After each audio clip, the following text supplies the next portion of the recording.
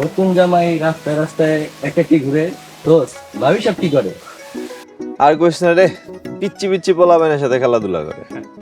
আচ্ছা জয়সা, তুই স্মার্ট উচ্চশিক্ষিত একটা পোলা, তোর উচিত ছিল ঢাকা শহরে উচ্চশিক্ষিত মাইয়া বিয়া করা। তা না কইরা তুই গ্রামের একটা ছোট বালিকারে বিয়া করলি। এই মাইয়া তোর লগে একদমই যায় না, আমরা কোনোভাবে এটা মানতে পারতাছি না। এই কথাটা যদি বাপরে কেউ বুঝাইতো তাহলে তো হইতোই। আমার জীবন তো শেষ, এই পিচ্ছি মেয়ের সাথে আমার বাপ আমার বিয়ে দিচ্ছে। আরে দোস্ত চাপ নিস না, কয়েকটা দিন দেখ, ভালো না লাগলে অন্য উপায় তো আছেই। হ, আমিও তাই ভাবছি এমন চাপে রাখবো যাতে ঘর সংসার ছেড়ে নিজেই পাল। হ, ভালো না লাগলে ছাইরা দিবি। ঢাকা শহরে কি সুন্দর মায়ের অভাব পড়ছে? না দোস্ত, বাপের খেপান যাব না। 250 বিঘা জমি, বাপের খেপাইলে কে জানে উনি কি উল্টাপাল্টা কাম কাজ করে বসে। ধৈর্য ধরা ছাড়া আমার কাছে আর কোনো উপায় নেই। কিন্তু সারা জীবনে মেয়ের সাথে তো আমার ঘর সংসার করা সম্ভব না।